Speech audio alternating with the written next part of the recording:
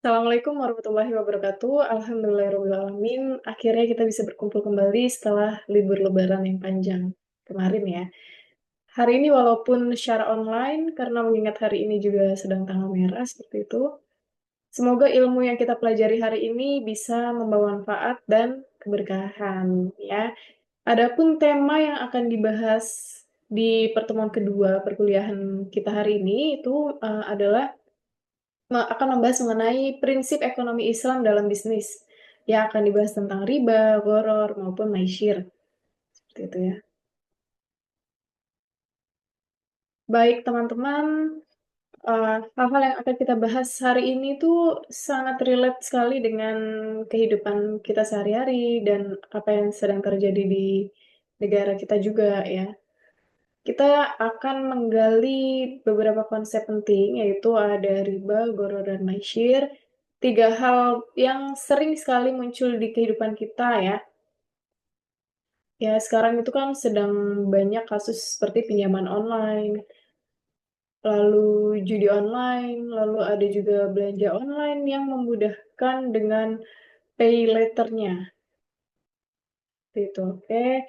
Saya izin untuk buka slide PPT-nya terlebih dahulu.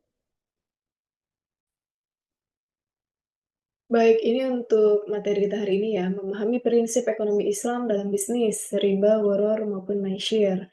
Dengan saya, Rizkyna Naferina.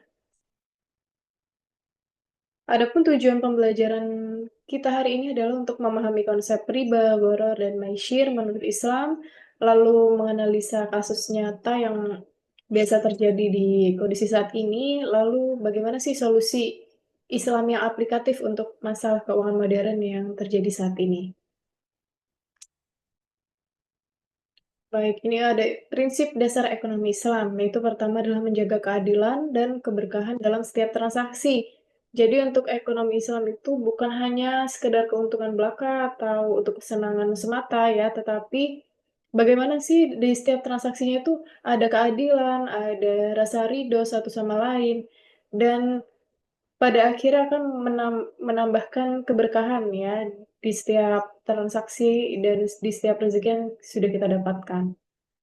Lalu yang kedua itu adalah untuk menghindari penindasan dan ketidakpastian dalam setiap transaksi ya. Jadi ketika kita transaksi, sebaiknya harus mengetahui secara jelas, tahu betul apa yang kita transaksikan, seperti itu ya. Lalu untuk menghindari spekulasi, bunga, dan praktek-praktek yang merugikan. Di sini ada quotes yang menarik, yaitu Islamic business is not just about halal products, it's about halal transactions. Jadi ekonomi Islam, bisnis Islam itu tidak hanya bertransaksi pada produk Islam saja seperti itu. Lebih dari itu, ya. Selain produknya yang halal, transaksinya juga harus dengan cara-cara yang sesuai dengan syariat Islam. Nah, di sini ada larangan riba. Baik. Teman-teman, baik. Riba itu bukan cuma bunga bank saja ya. Ya, secara bahasa riba itu memang artinya tambahan. Ya, contohnya yang terjadi saat ini itu paling banyak apa sih? Pinjaman online ya. Tiap kita buka YouTube, buka website lain-lain ataupun aplikasi lain pasti munculnya iklan-iklan pinjaman online yang sangat mudah ya. Nah, bisa itu untuk bunganya itu bisa mencapai 100% bahkan lebih. Ya, misalnya fulan pinjam 1 juta, tapi pada akhirnya dia harus membayar 2 juta hanya dalam waktu 2 minggu. Ya, pada awalnya memang pendaftaran online pinjaman online itu sangat mudah di ACC ya. Tetapi pada akhirnya itu sangat merugikan nasabah yang meminjam ya. Nah, ini jelas sudah diatur oleh Allah pada firman Al-Baqarah ayat 275 bahwa Allah itu sudah menghalalkan kok yang namanya jual beli dan mengharamkan riba. Jadi sebaiknya kita menggunakan transaksi jual beli ya secara jelas seperti itu dan menjauhi riba. Bahkan Rasulullah Shallallahu Alaihi Wasallam di hadisnya riwayat Muslim, beliau melaknat pemakan riba pemberi riba, pencatat, dan saksinya. Jadi sebaiknya jauhilah riba, ya.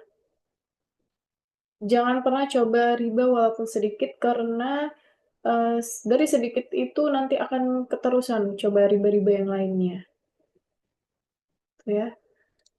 Berikutnya ini ada 5 fakta judi online di Indonesia. Wah, di Jawa Barat nih, di provinsi kita ya, mencapai 3,8 triliun rupiah.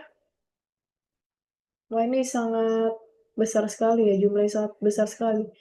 Bayangkan kalau 3,8 triliun itu dikelola dengan baik, ya akan banyak umat muslim atau warga negara kita yang sejahtera, yang bisa memanfaatkan dari uang tersebut, ya kan?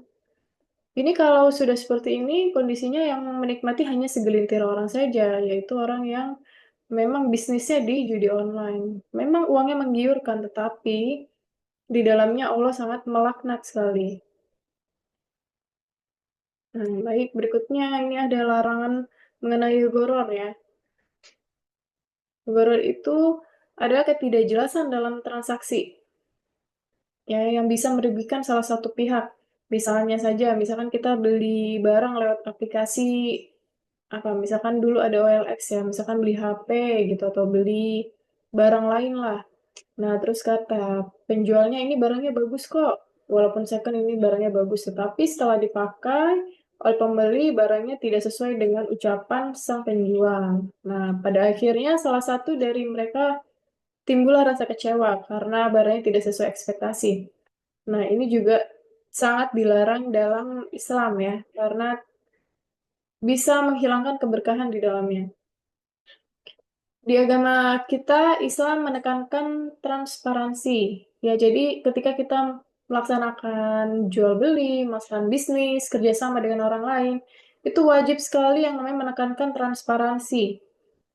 Ya, sesuai dengan Al-Baqarah ayat 282, ya. Yang artinya, "Hai orang-orang yang beriman, apabila kamu bermuamalah, hendaklah kamu menuliskannya." Seperti misalkan kalau kita berhutang atau kita menghutangi, itu wajib ada catatannya, seperti itu ya.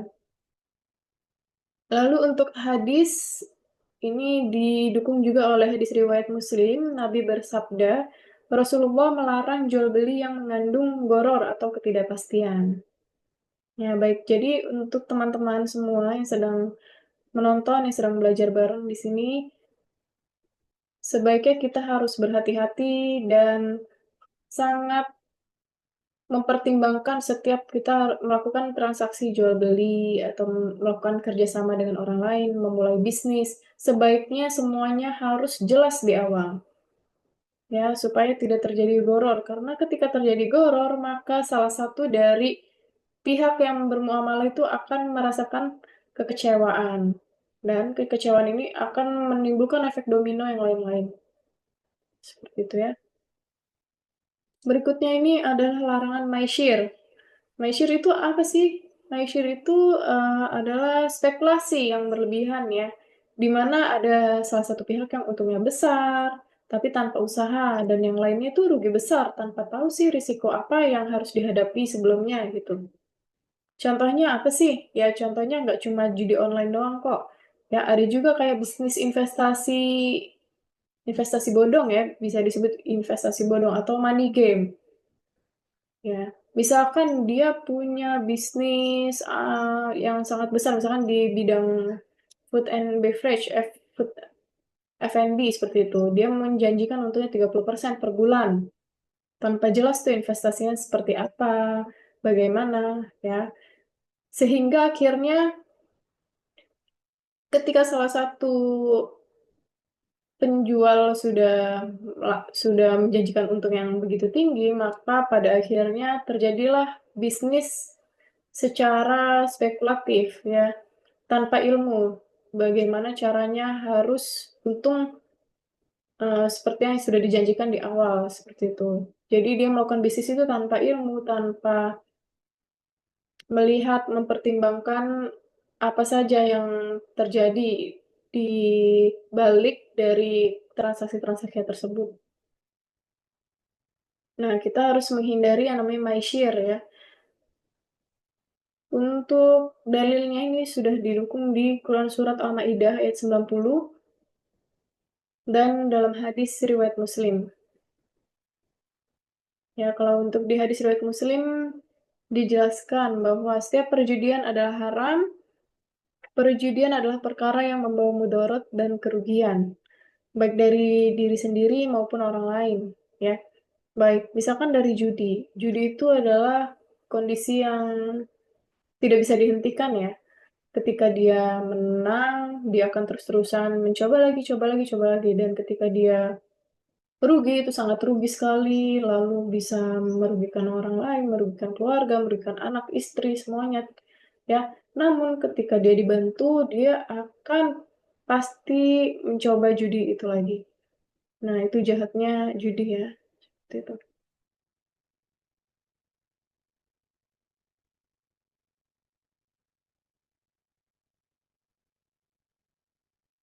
Baik, di sini teman-teman, Islam itu kita nggak cuma bilang haram, ya, tapi juga memberikan solusi seperti itu.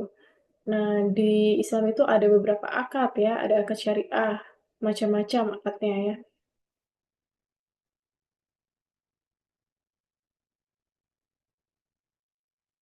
Nah, baik teman-teman, untuk yang maishir ini kita cari contoh ya. Contohnya itu misalkan judi online ya. Judi online itu mudah sekali diakses melalui HP ya, top up-nya juga mudah lewat dompet digital, e-wallet ya kan, gampang sekali. Ya ada kasus contohnya di Jawa Timur ya, remaja itu di Jawa Timur mencuri motor orang tua untuk modal slot. Nah, itu pernah ada di pemberitaan ya. Itu bahaya sekali kondisi tersebut. Lalu yang sekarang ini terjadi itu ada apa lagi? Yang namanya trading binary option ya, atau Bitcoin ya. Ini juga sangat berbahaya kondisi-kondisi seperti ini ya.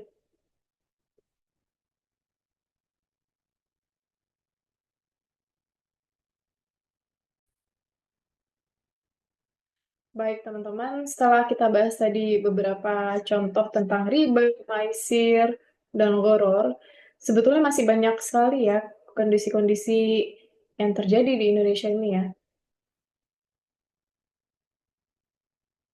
Nah, yang paling ramai juga terakhiran ini mengenai jual beli kripto ya.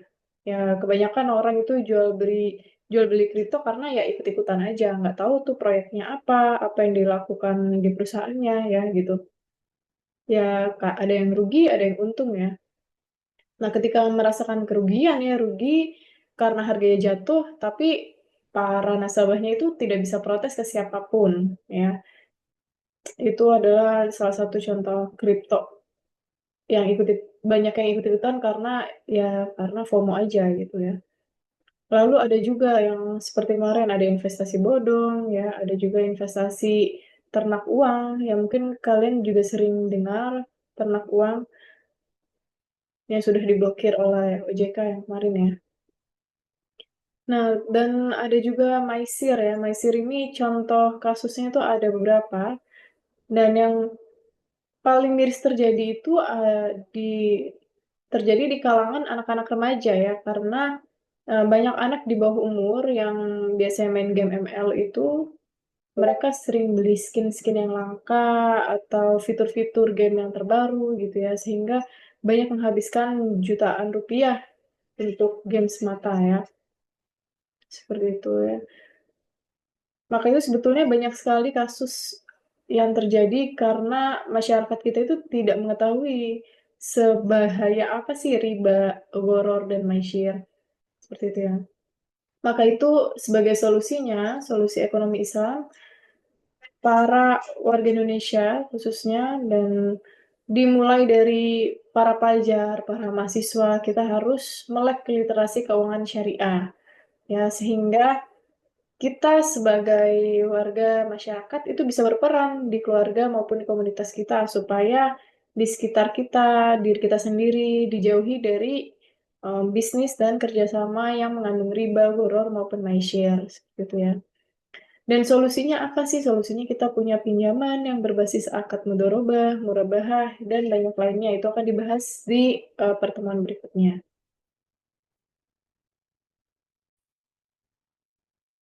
Baik, sebagai kesimpulan perkuliahan hari ini, yaitu kita harus memahami dan menyadari bahwa pentingnya mematuhi prinsip ekonomi Islam dalam berbisnis, dalam melakukan transaksi keuangan ya. Jadi kita harus melaksanakan keadilan dan sesuai syariat Islam. Untuk apa? Ya untuk mencegah praktik yang merugikan dan yang tidak sesuai dengan nilai-nilai agama Islam. Nah, di akhir perkuliahan kita hari ini, ada sedikit tugas, yaitu kalian harus mencari salah satu kasus nyata yang berhubungan dengan bisnis atau kerjasama usaha, ya, yang di dalamnya itu menggunakan riba, maishir, ataupun mugoror, ya. Coba dilakukan secara wawancara, ataupun cari di media sosial, di medsos, seperti itu ya. Coba digali lebih lanjut, ya. Mengapa mereka bisa terjerat di kondisi riba, gharar, dan maisir tersebut? Lalu apa efek berikutnya, dan sertakan ayat Al-Quran dan hadis yang relevan untuk mendukung analisa kasus tersebut, ya. Lalu dampaknya apa aja sih yang terjadi di mereka ya? Kan pastinya ada dampak sosial dan ada dampak finansial seperti itu ya. Lalu bagaimana sih kalian sebagai mahasiswa memberikan rekomendasi atau solusi yang sesuai dengan prinsip ekonomi Islam? Ya, ini bisa nanti dikumpulkan H+5 dari hari ini, seperti itu ya. Baik, semoga bisa dilaksanakan dengan baik. Akhir kata, mohon maaf apabila ada kekurangan dan kesalahan dalam penyampaian. Semoga bermanfaat dan membawa berkah buat yang sudah belajar bersama-sama hari ini. Baik, terima kasih. Wassalamualaikum warahmatullahi wabarakatuh.